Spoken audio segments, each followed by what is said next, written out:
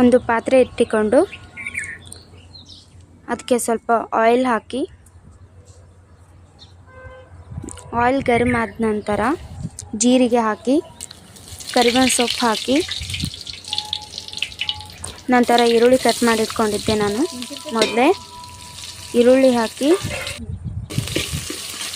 Mix ಮಾಡಿ ಸ್ವಲ್ಪ ಕೆಂಪಾದ ನಂತರ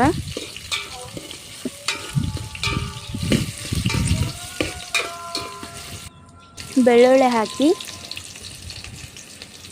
ಮತ್ತೆ ಸ್ವಲ್ಪ ತಿರುವಿ ಅಚ್ಚ ಖಾರದ ಪುಡಿ ನಾನೊಂದು 2 ಚಮಚ ಹಾಕ್ತಾಯಿದ್ದೀನಿ. ನಿಮಗೆ ಎಷ್ಟು ಬೇಕೋ ಅಷ್ಟು ಖಾರ ಹಾಕ್ಕೊಳ್ಳಿ, ಖಾರ ಇದ್ರೇ ಚೆಂದ.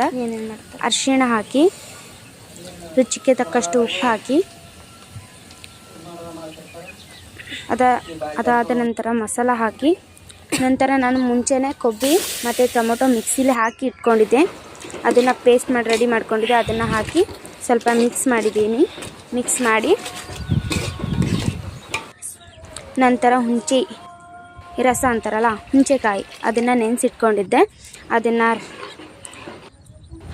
ಸ್ವಲ್ಪ ಹಾಕಿದ್ದೀನಿ, ಒಂದು ನಿಂಬೆ ಹೋಳಿನಷ್ಟು ಹಾಕಿದ್ದೀನಿ. ನನಗೆ ಎಷ್ಟು ಬೇಕೋ ಅಷ್ಟು ನೀರು ಹಾಕ್ಕೊಂಡು ಒಂದು 2 ನಿಮಿಷ ಕುದಿಯಲು ಬಿಡಬೇಕು. ಮೇಲೆ ಮುಚ್ಚಳ ಮುಚ್ಚಿದ್ದೀನಿ. ಚೆನ್ನಾಗಿ ಕುದ್ದು ಮೇಲೆ ಮೀನುಗಳನ್ನು ಒಂದೊಂದಾಗಿ ಹಾಕ್ತಾ ಬರಬೇಕು, ಇಲ್ಲಾಂದರೆ ಬೇಗನೆ ಕುದ್ದು ಹೋಗುತ್ತೆ.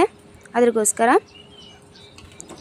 ಕುದ್ದೇನಾಗುತ್ತೆ ಅಂದರೆ ಸಡನ್ನಾಗಿ ಹಾಕಿದರೆ ಅಷ್ಟು 2 ನಿಮಿಷದಲ್ಲಿ ಮೀನು ಸಾಂಬಾರು ರೆಡಿಯಾಗಿರುತ್ತೆ. ಜಾಸ್ತಿ ಕುದಿಸಬಾರ್ದು, 2 ನಿಮಿಷ.